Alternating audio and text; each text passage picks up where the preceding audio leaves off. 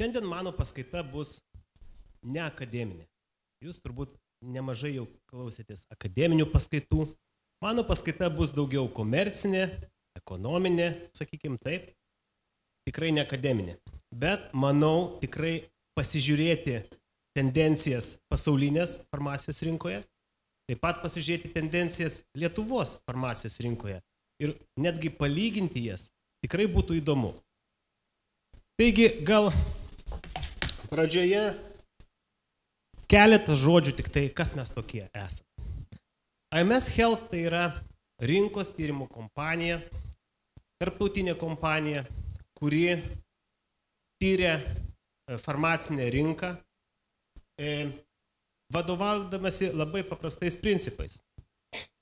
Turint informaciją apie rinkos vystymąsi, apie, ta prasme, paprastus skaičius, galima juos sukelti į kažkokios tai technologinius sprendimus, taip pat padaryti kažkokias tai įžvalgas ir tomis įžvalgomis pasidalinti su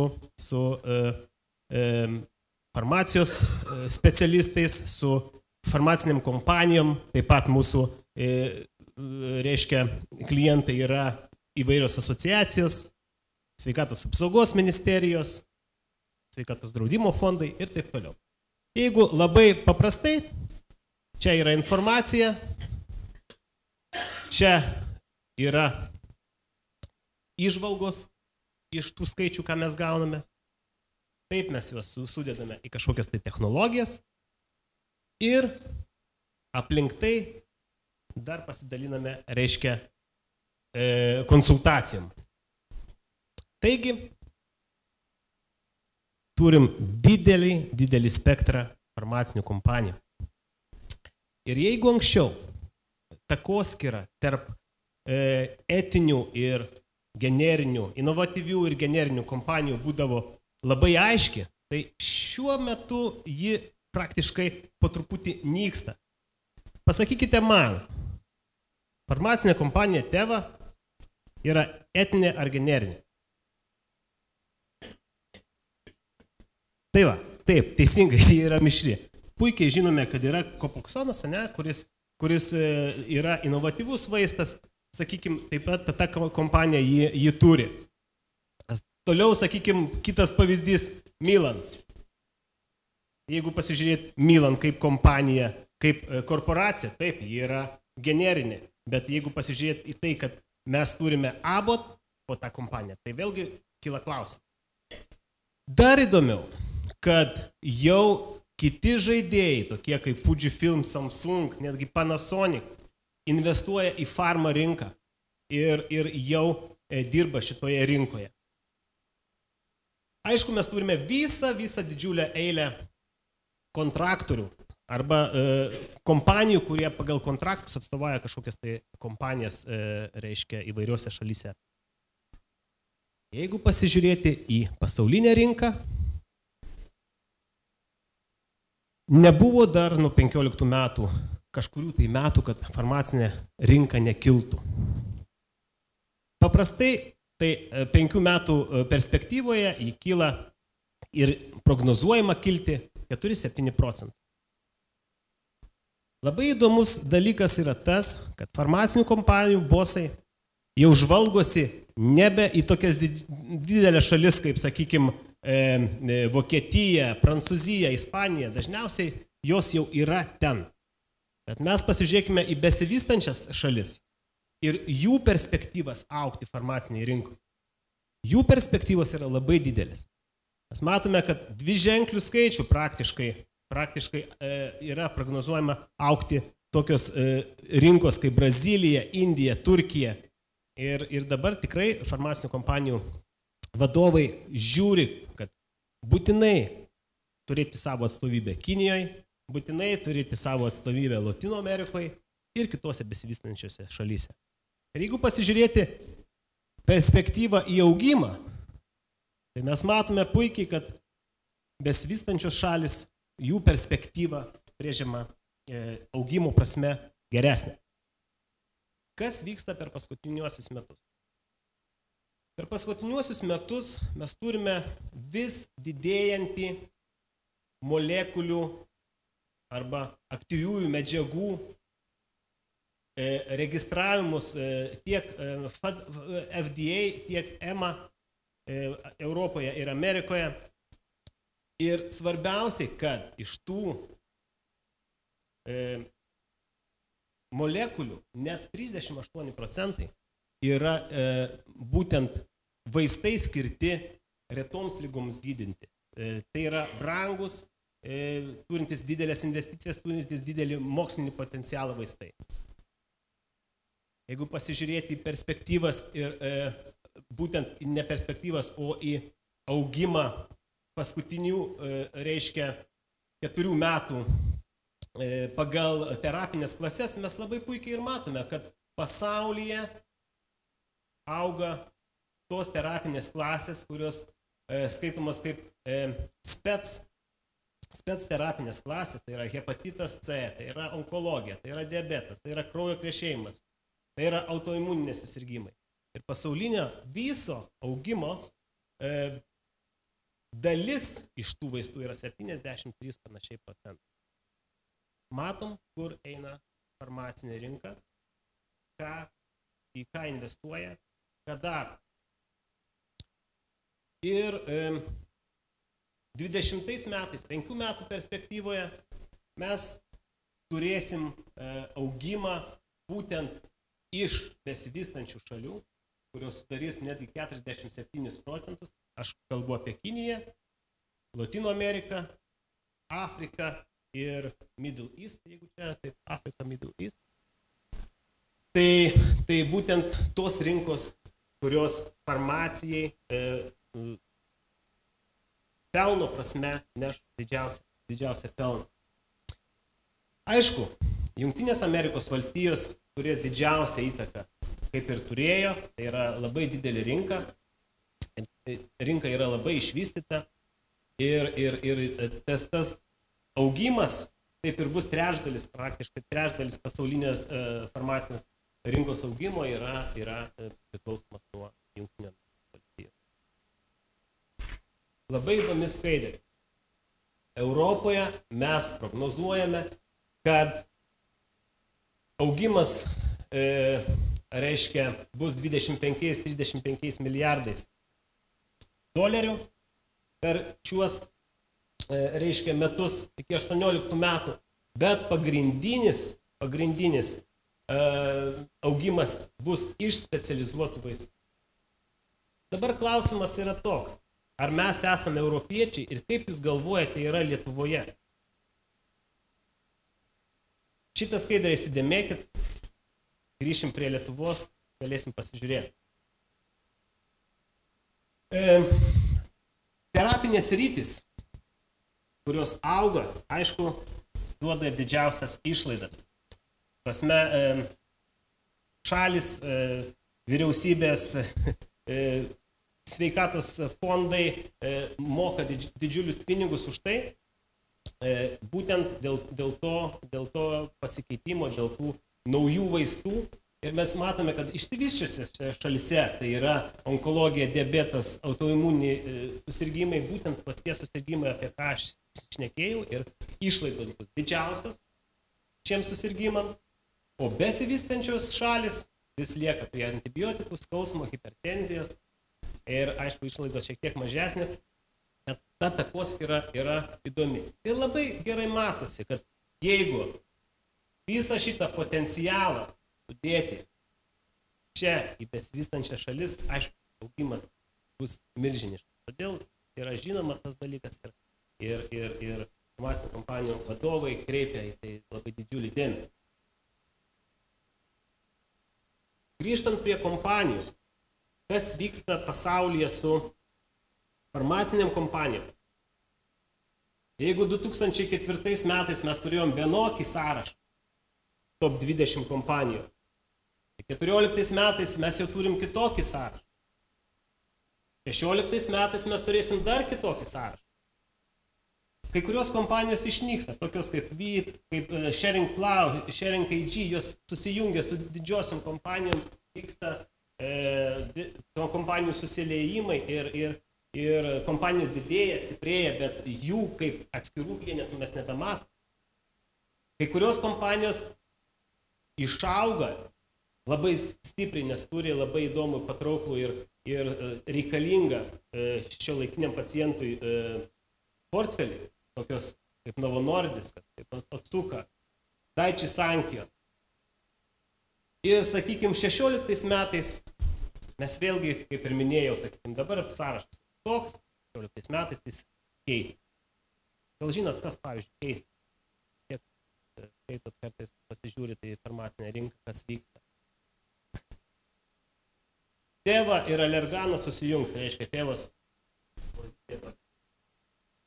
Pfizeris prisijungia kompaniją, tai yra Ancor Pharmaceuticals. Po nepavykusio sandėrio su Allerganu, vėlgi Pfizeris dar labiau sustiprės. Ta prasme, viskas vyksta labai, labai intensyviai ir, sakykime, parodyti statinį vaizdą, kuri kompanija yra pirma, kuri kompanija yra antra, kuri 10, yra labai sunku. Viskas keičiasi labai, labai dinamiškai.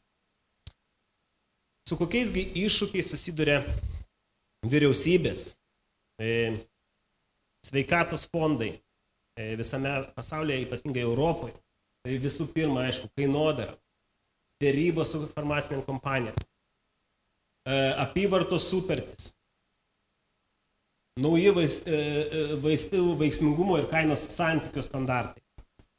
Sakykime, paėmus Prancūziją, čia jūs perskaitysit, aš labai daug nesileisiu į kalbas, bet Prancūzija paėmus, sakykime, jau dabar yra stabdomi hepatito C išrašymai, todėl kad biudžete nebėra pinigų tam, tiek daug, kiek yra pacientų, kurie reikalauja šito naujo gydymo. Dar vienas dalykas, kuris, sakykime, keičia žaidimo taisyklės, šiek tiek yra labai gajus, tai yra paralelinė prekyba.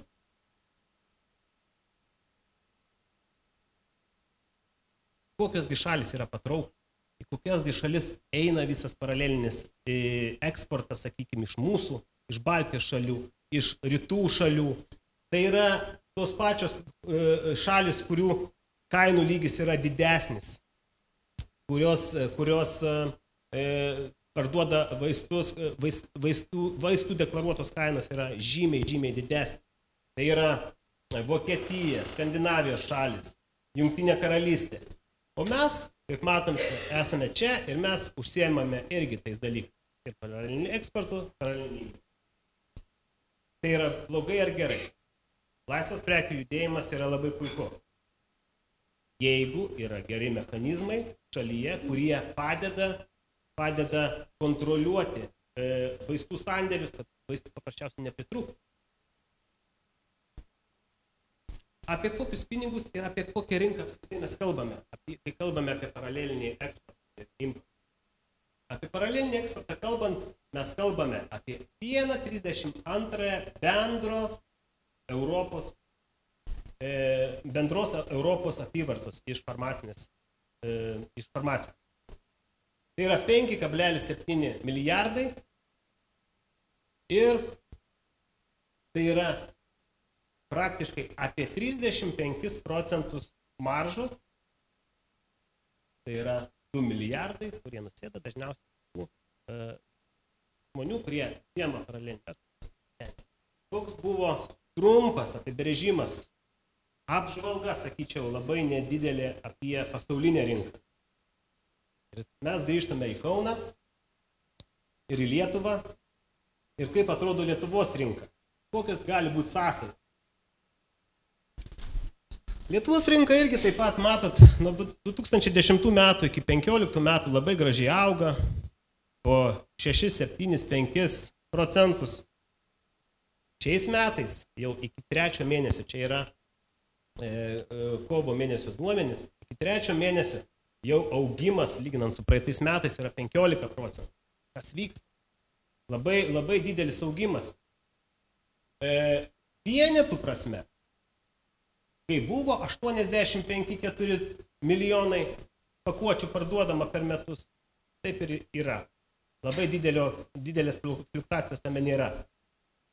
Iš karto kyla klausimas, kas yra parduodama, kokie vaistai yra dabar pagrindiniai, kur didžiausias išlaidos yra. Pati struktūra farmacinės rinkos Lietuvoje, tai yra apie 70% receptiniai vaistai, jų kompensuojami, nekompensuojami, ir apie 30% reiškia bereceptiniai vaistai, maisto papildai ir medicinės paskirties prekės. Jeigu mes pasižiūrėsime 15 metus, 15 metai davė 18,2 milijono daugiau, reiškia, apyvartos, tai yra buvo augimas 18 milijonų būtent receptiniuose vaistuose, 3,9 be receptinius. Bet jeigu mes pasižiūrėsim į 16 metus, 3 mėnesiai, mes jau turim beveik tą patį skaičių per kelis mėnesius. Reiškia, rinka vystosi ir vystosi kažkokia kryptimi. Jeigu paanalizuoti, iš ko susidaro tas augimas. Tas augimas susidaro labai paprastai iš kainos, iš produktų krepšelio, kuris parduodamas yra dažniausiai, ir iš naujų produktų, kurie ateina į rinką. Matome, kad receptiniuose vaistuose, aišku, kaina važiuoja žemyn, tai yra natūralu, yra įvairūs mechanizmai, kurie tam daro įtaką. Bet be receptiniuose vaistuose, maisto papilduose, kainą mes turime didėjančią. Tai yra irgi natūralu, tai yra biznis. Tai yra kainodara būtent tų vaistų, kurie lengvai prieinami. Kokios didžiausios išlaidos buvo 15 metais būtent privalomojo sveikatos draudimo fondų, kur pinigai daugiausiai nuėjo, kam kompensuoti. Visų pirma, onkologija. Antras, kraujo krešėjimas. Ir trečias naujas dalykas, kurį šiandien dar porą kartų pamatysim, tai priešvirusiniai vaistai, kurie yra brangus ir reikalauja daug investicijų.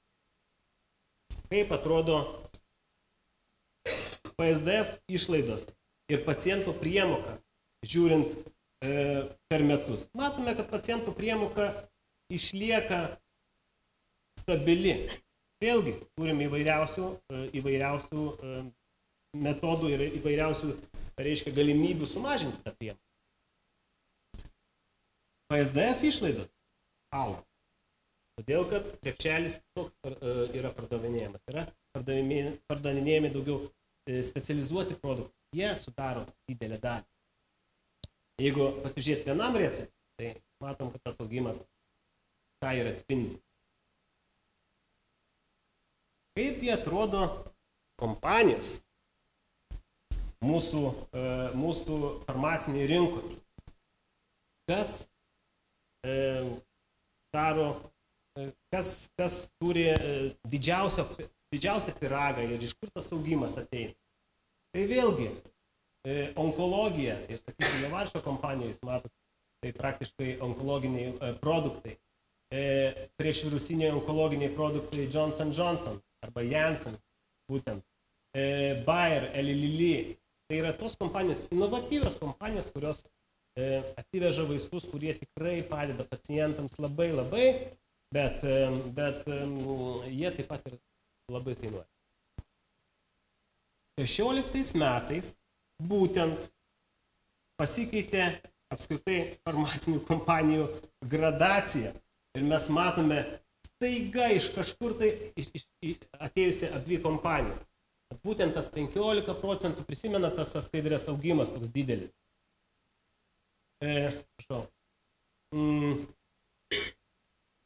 Produktas, Vikirax, hepatitui C gydyti, tikrai daro labai, sakyt, pacientai labai gerai jaučiasi su juo. Ir tai yra tikrai labai geras, inovatyvus produktas. Bet, aišku, jis brangus ir jis yra kompensuojamas. Ir iš karto kompanija eina į antrą poziciją 3 mėnesių rankingė labai staiga. Produktai, kurie vėlgi turi didžiausias apyvartas Lietuvoje, vėlgi yra vardinti čia. Vėlgi jau čia tas pats Vikiraksas, dar naujas, jis neišmatuojamas yra lyginant su praeitais metais. Bet matot, kad tai yra specializuotiems vaistams, specializuotų vaistų kompanijos, tai yra inovatyvios kompanijos, kurios tiekia produktus ir jie sudaro didžiausią dalį. Labai įdomu Lietuvoje pagalvoti apie vieną dalyką. Kaip jūs galvojate? Ar kombinuota terapija, kuri yra moderni terapija kardiologijoje, atitinka Europos, sakykime, vidurkį? Aš kalbu apie antihipertensinius vaistus, kurie dabar yra 2 sudėti į 1, 3 sudėti, tik žinau, tuoj bus 4 sudėti.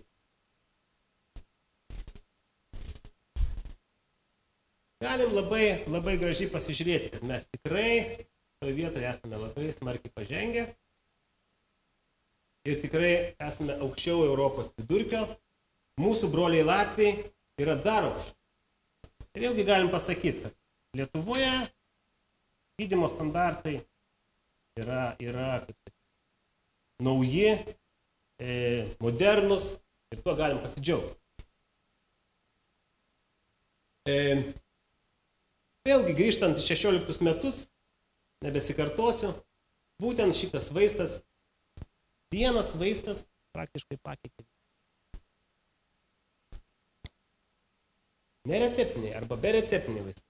Aš labai stengiausi nerašyti čia visokių OTC, RX, PPG ir taip toliau visokių šitų dalykų, kad būtų paprasčiau. Bereceptiniai vaistai 15 metais mes turim didelį miksą. Didelį miksą visų vaistų, kurie augo.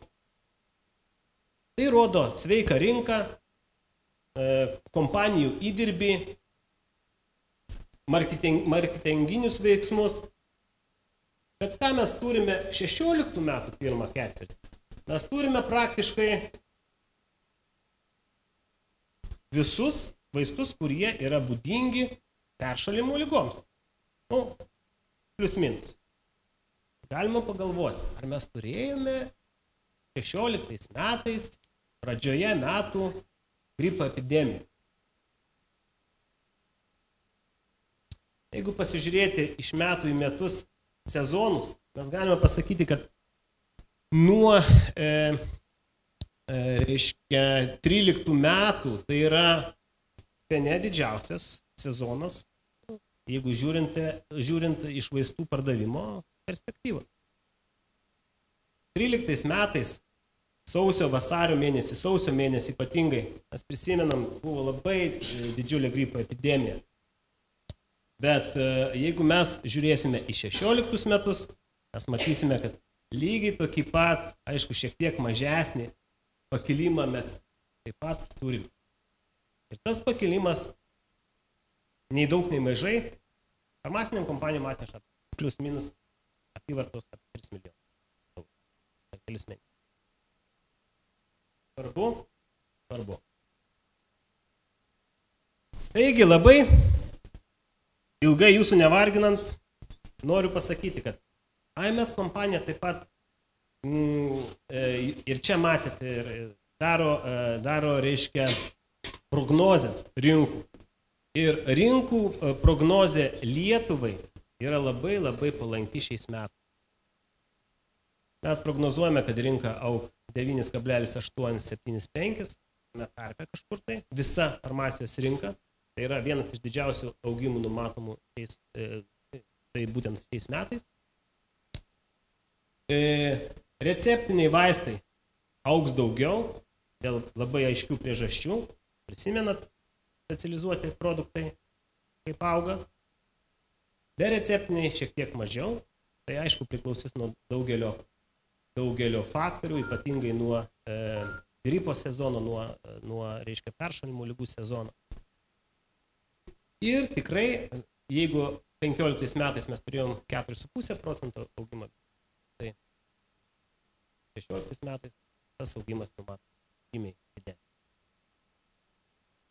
Tokia trumpa apžvalga apie pasaulinę ir farmacinę rinką.